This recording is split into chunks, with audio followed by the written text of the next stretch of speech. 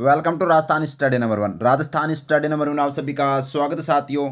बहुत दिनों के बाद, लगभग 2 महीने के बाद अपनी है वो डेली करंट अफेयर की क्लास है वो स्टार्ट कर रहे हैं। तो साथियों 1 से लेकर 4 नवंबर तक राजस्थान करंट अफेयर की जितने भी इंपॉर्टेंट क्वेश्चन बनते हैं वो इस सेशन में हम देखने वाले हैं। और सेशन आने वाली 2024 की एग्जाम की दृष्टि से वेरी इंपॉर्टेंट सेशन वो रहने वाला है। तो सेशन वैसे कहा था ना, किसने कहा था नहीं लौटेंगे, लो आगे फिर से तो लगा लीजिएगा। रोज सुबह 8 बजे आपको है वो डेली अपनी राजस्थान करंट अफेयर की क्लास मिलेगी। और इसकी पीडीएफ प्राप्त करने के लिए Telegram channel Rajasthan study number 1 को ज्वाइन करना है। वो जो डिस्क्रिप्शन के अंदर आपको लिंक है वो मिल जाएगी साथियों। तो क्लास को ज़्यादा से ज़्यादा शेयर करनी है। तो without wasting time first question लीजिएगा। फर्स्ट क्वेश्चन है, हिंदू शरणार्थी कल्याण छात्रवृत्ति योजना की शुरुआत किस राज्य में की गई है? तो हिंदू शरणार्थी कल्याण छात्रवृत्ति योजना की शुरुआत किस राज्य में की गई है? तो ये म्हारो राजस्थान, प्यारो राजस्थान, सबसे न्यारो राजस्थान के अंदर है वो साथियों। हिंदू शरणार्थी कल्याण छात्रवृत्ति योजना की शुरुआत की गई है। तो क्या है पूरा हम देखते हैं, और क्या कितनी छात्रवृत्ति दी जाएगी, कौन लाभार्थी होगा, पूरी डिटेल से हम देखने वाले हैं। तो इसका ऑप्शन बी राइट आंसर हो जाएगा। क्लास अच्छी लगे तो लाइक शेयर सब्सक्राइब करना न भूले। तो देखिएगा, हिंदू शरणार्थी कल्याण छात्रवृत्ति योजना की घोषणा किसने की है? शिक्षा मंत्री मदन दिलावर ने। तो शिक्षा मंत्री कौन है? मदन दिलावर। क्या है? तो हिंदू शरणार्थी परिवारों के पढ़ने वाले बच्चों को स्कॉलरशिप है वो दी जाएगी। तो साथियों जो यानी कि अपनी राजस्थान की जो बाउंड्री है वो पाकिस्तान के साथ लगती है, और पाकिस्तान से जो नागरिक अपने भारत में राजस्थान में यानी शरणार्थी बने हुए हैं तो उनके बच्चों को है वो अब यह स्कॉलरशिप है वो दी जाएगी, यानी कि छात्रवृत्ति दी जाएगी। तो यानी कि पाकिस्तान से आए हुए जो बच्चों को है वो यहाँ पर छात्रवृत्ति दी जाएगी जो पढ़ रहे हैं। ठीक है। लाभार्थी कौन होगा? सरकारी व राज्य सरकार से मान्यता प्राप्त विद्यालयों में कक्षा 6 से 12 तक के अध्ययनरत छात्र व छात्रा इसके क्या होंगे? लाभार्थी होंगे। तो कक्षा 6 से लेकर 12वीं तक के जो छात्र छात्रा हैं वो इसके लाभार्थी होंगे। सहायता राशि की बात करें साथियों, तो कक्षा 6 से 10 तक 4,000 रुपये वार्षिक दिए जाएंगे, और कक्षा 11 से 12 तक के बच्चों को है वो 5,000 रुपये वार्षिक वो दिए जाएंगे। तो ये आपको याद रखनी है। तो इस तरह से क्वेश्चन आपसे, जैसे आरएस एग्जाम आने वाला है तो इसमें आपसे पूछा जा सकता है कि हिंदू शरणार्थी कल्याण छात्रवृत्ति योजना के संबंध में कौन सा कथन सत्य है या सत्य नहीं है। तो ये फैक्ट है वो आपको अच्छे से याद है रखने, कौन इसका मतलब लाभार्थी हैं, कौन सी योजना है, किसने घोषणा की है, क्या सहायता राशि मिलेगी, किस किस बच्चों को कितनी सहायता राशि मिलेगी। तो ये आपको अच्छे से डिटेल से याद है रखनी है। आगे बढ़ते हैं नेक्स्ट क्वेश्चन की ओर। आगे बढ़ने से पहले अपना राजस्थान स्टडी नंबर 1 कैप्सूल भी देख लेते हैं, जो साथियों अपना कैप्सूल सबसे अलग और सबसे शानदार कैप्सूल रहता है। तो अगर आपसे पूछ ले कि मुख्यमंत्री किसान सम्मान निधि योजना की शुरुआत है वो राजस्थान में कब की गई थी? तो 30 जून 2024 को साथियों मुख्यमंत्री किसान सम्मान निधि योजना की शुरुआत की गई थी, क्योंकि प्रधानमंत्री किसान निधि सम्मान निधि योजना के तर्ज पर है वो राजस्थान में अब 2,000 रुपये है वो अपने राजस्थान के किसानों को दिए जाते हैं। 6,000 रुपये केंद्र सरकार के द्वारा प्रधानमंत्री किसान सम्मान निधि योजना के तहत, और 2,000 रुपये है वो यहाँ पर मुख्यमंत्री किसान सम्मान निधि योजना के तहत अब 8,000 रुपये राजस्थान के किसानों को वो दिए जाते हैं। तो इसमें अगर आपसे पूछ ले राजस्थान की जो मुख्यमंत्री किसान सम्मान निधि योजना है इसमें पहली किस्त 1,000 रुपये की और दूसरी व तीसरी किस्त है वो 500 रुपये की वो दी जाती है। आगे देखिएगा, मुख्यमंत्री किसान शिक्षा प्रोत्साहन योजना की शुरुआत कब की गई है? तो 1 जुलाई 2024 से है वो साथियों इस योजना की शुरुआत की गई है, मुख्यमंत्री किसान शिक्षा प्रोत्साहन योजना। नेक्स्ट है लाडो प्रोत्साहन योजना की शुरुआत कब की गई है? 1 अगस्त 2024 से, और ये अभी हाल ही में है वो साथियों एग्जाम में पूछी गई योजना है। वेरी इंपॉर्टेंट है। इस योजना को अभी तक आरपीएससी है वो 2 बार पूछ चुकी है, अभी हाल ही में जो छोटे छोटे एग्जाम हुए उनमें। ठीक है। तो याद रखना लाडो प्रोत्साहन योजना की शुरुआत हो 1 अगस्त से, और इसके तहत वो 1 लाख रुपए वो यहाँ पर सहायता राशि दी जाती है जन्म से लेकर 21 साल तक की होने पर लड़की को। ठीक है।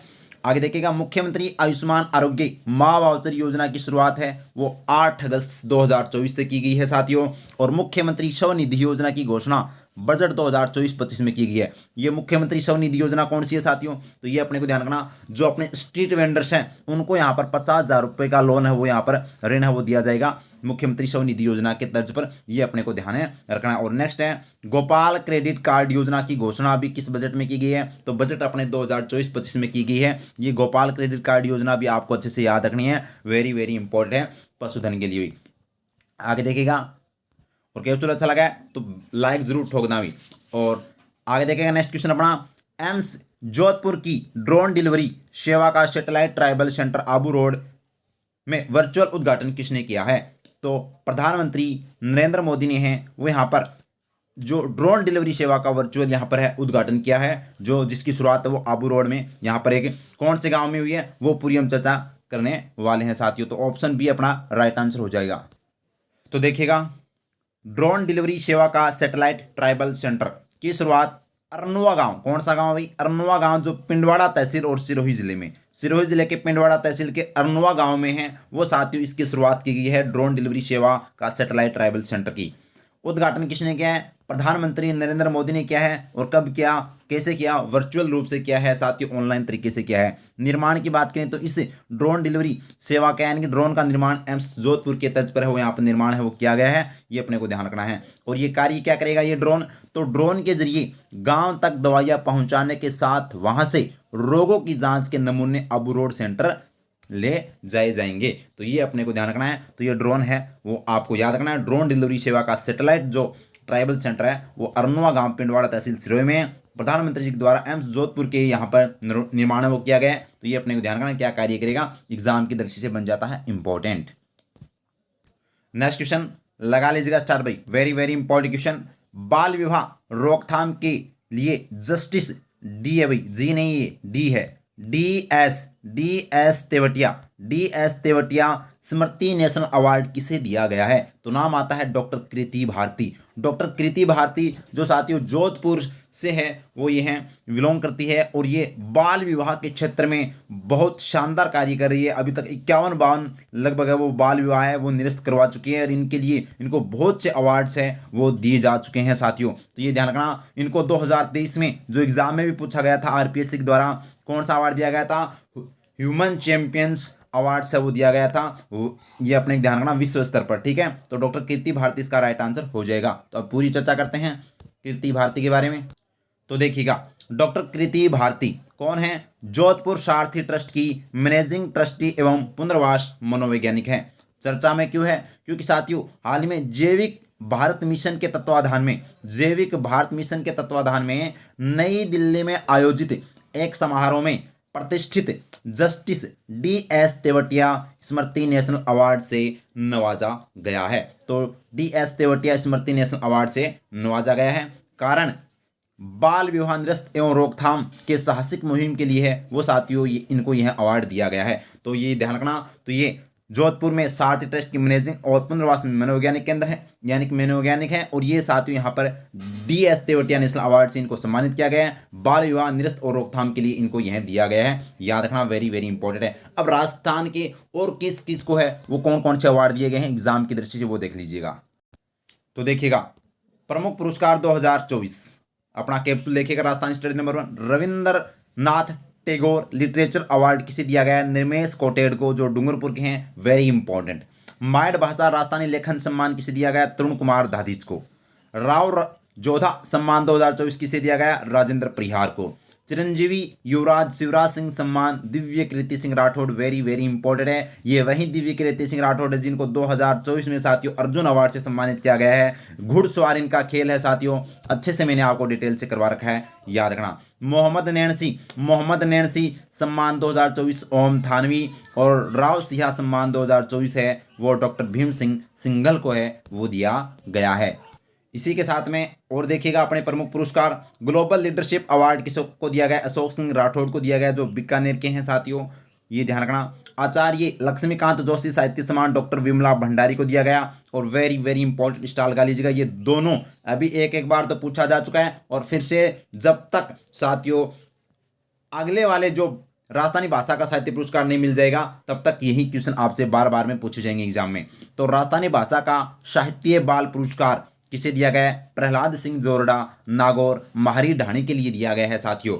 और राजस्थानी भाषा का युवा साहित्य पुरस्कार सोनाली सुथार को दिया गया है जो बीकानेर की है। शुद्ध शोधन जग अगनाई के लिए है वो इनको दिया गया है। तो राजस्थानी भाषा का युवा सोनाली सुथार और राजस्थानी भाषा का बाल साहित्य प्रहलाद, अरे क्योंकि प्रहलाद कैसा था, प्रहलाद बालकी तो था, तो बाल पुरस्कार है वो बाल पुरस्कार प्रहलाद सिंह जोरडा को दिया गया है, याद रखना।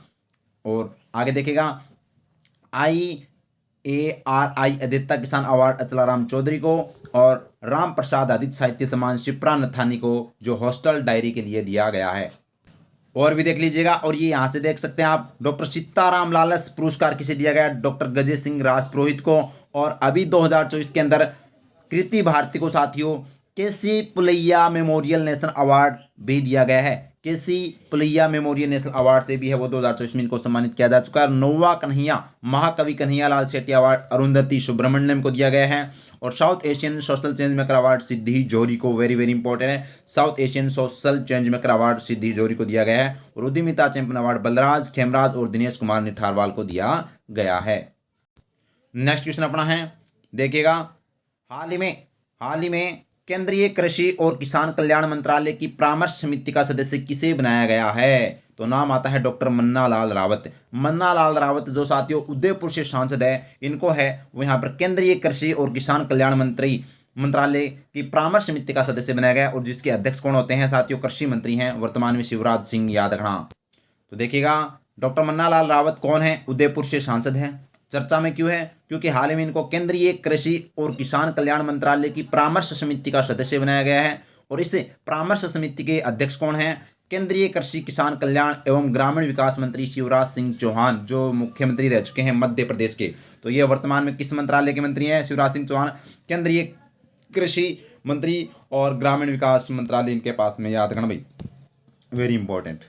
नेक्स्ट क्वेश्चन अपना है, हाल ही में राजस्थान राज्य पाठ्य पुस्तक मंडल की शासी परिषद समिति का सदस्य किसे बनाया गया है? तो नाम आता है डॉक्टर जालिम सिंह रावलोत। डॉक्टर जालिम सिंह रावलोत को है वो यहाँ पर राज्य पाठ्य पुस्तक मंडल की शासी परिषद समिति का सदस्य बनाया गया है। याद रखना, वेरी वेरी इंपॉर्टेंट है। और इस परिषद के अध्यक्ष कौन होते हैं? शिक्षा मंत्री। और शिक्षा मंत्री कौन है? मदन दिलावर हैं। ये भी अपने ध्यान रखना। कैलाश चंद मीणा जो हाल ही में RPSC के कार्यवाहक अध्यक्ष है साथियों। और राजेंद्र प्रसाद, आपको ध्यान रखना, वर्तमान में राजस्थान के महाधिवक्ता हैं, वेरी इंपॉर्टेंट।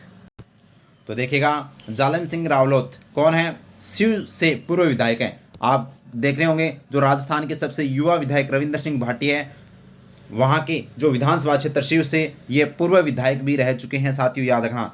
चर्चा में क्यों है? क्योंकि हाल ही में इनको राजस्थान राज्य पाठ्य पुस्तक मंडल की शासी परिषद का है वो समिति का सदस्य बनाया गया है। और इसकी मंजूरी किसने दी है? शिक्षा मंत्री ने। और जो शिक्षा मंत्री साथियों शासी परिषद के क्या हैं? अध्यक्ष हैं, शासी परिषद के अध्यक्ष हैं। और इसका सदस्य किसको बनाया गया है? जालिम सिंह रावलोत को बनाया गया है, याद रखना। नेक्स्ट क्वेश्चन लगा लीजिएगा स्टार भाई, very very important question exam की दृष्टि से है। 10 अक्टूबर 2024 तक राजस्थान की अक्षय ऊर्जा क्षमता कितनी है? तो राजस्थान की अक्षय ऊर्जा क्षमता है वो 29.98 गीगावाट है। 29.98 गीगावाट, 98 गीगावाट, ये ध्यान रखना, वेरी वेरी इंपॉर्टेंट, स्टार लगा लीजिएगा। अपना टारगेट क्या था? 2024 तक अंत तक वो 30 गीगावाट का था, जो अभी फिलहाल इतना है साथियों। अब आपको बता दूं, अक्षय ऊर्जा के अंदर राजस्थान भारत में टॉप पर है। राजस्थान 1 नंबर पर है अक्षय ऊर्जा के अंदर, ये याद रखना, very very important. First position Rajasthan की है इंडिया में। सेकेंड पोजीशन पर आपको ध्यान रखना गुजरात है। और थर्ड पर कर्नाटक है साथियों, ये अपने को ध्यान रखना। और राजस्थान नहीं, अब अपना भारत भी है वो 200 गीगावाट के पार पहुंच चुका है, ये अपने को ध्यान रखना। उसमें से राजस्थान का ये 29.98 गीगावाट है, याद रखना। तो देखिएगा, राजस्थान की अक्षय ऊर्जा क्षमता देश में अगर पूछे तो 200 गीगावाट के पार 10 अक्टूबर 2024 तक के जो आंकड़े बता रहे हैं कि 200 गीगावाट के पार वो देश में है यहाँ पर अक्षय ऊर्जा क्षमता हो चुकी है। विश्व में अपना देश है वो कौन से स्थान पर है? चौथे स्थान पर है नवीकरणीय ऊर्जा में। तो नवीकरणीय ऊर्जा में चौथे स्थान पर आता है भारत देश के विश्व में। और भारत में अगर देखें तो पवन ऊर्जा में भारत है वो चौथे स्थान पर है विश्व में। और सौर ऊर्जा में भारत है वो 5वें स्थान पर है, याद रखना, विश्व के अंदर। और राजस्थान की मैं चर्चा करूं तो अक्षय ऊर्जा में पहले स्थान पर 29.98 गीगावाट की क्षमता के साथ। और दूसरे स्थान पर गुजरात 29.52 गीगावाट व तीसरे स्थान पर कर्नाटक 23.70 गीगावाट के साथ, ये अपने को ध्यान रखना है। तो आपसे यहाँ पर अक्षय ऊर्जा में क्रम भी पूछा जा सकता है, 1 पर राजस्थान है, 2 पर गुजरात है और 3 पर कर्नाटक है साथियों, ये अपने को ध्यान रखना, वेरी वेरी इंपॉर्टेंट है। एग्जाम की दृष्टि से लगा लीजिएगा स्टार, यहाँ से क्वेश्चन पूछा जा सकता है। आगे देखिएगा, नेक्स्ट क्वेश्चन है, हाल ही में 15वां राष्ट्रीय बाल साहित्यकार सम्मेलन कहाँ आयोजित किया गया? तो ये साथियों उदयपुर के अंदर, कहाँ पर, उदयपुर के अंदर है। वो 15वां राष्ट्रीय बाल साहित्यकार सम्मेलन का आयोजन है वो किया गया था 27 अक्टूबर को, 15वां राष्ट्रीय बाल साहित्यकार सम्मेलन, ये ध्यान रखना भाई। देखते हैं तो देखिएगा 15वां राष्ट्रीय बाल साहित्यकार सम्मेलन का आयोजन कहाँ पर किया गया, उदयपुर में किया गया। कब किया गया, 27 अक्टूबर को किया गया। आयोजनकर्ता कौन था, राजस्थान साहित्य अकादमी उदयपुर, राजस्थान साहित्य अकादमी उदयपुर और सलीला संस्था स्लुम्बर के द्वारा है वो यहाँ पर 15वां राष्ट्रीय बाल साहित्यकार सम्मेलन का आयोजन किया गया। और इसका मुख्य उद्देश्य क्या है, बाल साहित्य लेखन में बच्चों का सर्वांगीण विकास करना और प्रोत्साहित करना इसका मुख्य उद्देश्य है। तो ये आपको ध्यान रखना, यहाँ पर उदयपुर के अंदर है वो 15वां राष्ट्रीय बाल साहित्यकार सम्मेलन का आयोजन किया गया। नेक्स्ट क्वेश्चन, अक्टूबर 2024 तक प्रधानमंत्री सूर्य घर निःशुल्क बिजली योजना के तहत कितने घरों पर सोलर पैनल लगाए जा चुके हैं। तो ये साथियों अक्टूबर 2024 तक की मैं बात करूं तो 15,085 घरों में है वो प्रधानमंत्री पीएम सूर्य घर योजना के तहत है वो यहाँ पर साथियों सोलर पैनल है वो लगाए जा चुके हैं। राजस्थान में 15,085, याद रखना, वेरी वेरी इंपॉर्टेंट है। इसके तहत साथियों 300 यूनिट है वो हर महीने फ्री बिजली और सोलर पैनल लगाए जाएंगे। और सरकार कितने देगी, 78,000 रुपये है वो इससे योजना के तहत है वो यहाँ पर राशि देती है। नेक्स्ट क्वेश्चन देखिएगा, वेरी वेरी इंपॉर्टेंट भाई। राजस्थान में राष्ट्रीय रोग नियंत्रण केंद्र की स्थापना किस जिले में की जाएगी, तो जयपुर में। जयपुर में राष्ट्रीय रोग नियंत्रण केंद्र की स्थापना है वो कहां पर की जाएगी, जयपुर में की जाएगी। तो अब पूरी चर्चा करते हैं किसने क्या मंजूरी दी है। तो देखिएगा राष्ट्रीय रोग नियंत्रण केंद्र की स्थापना जयपुर में।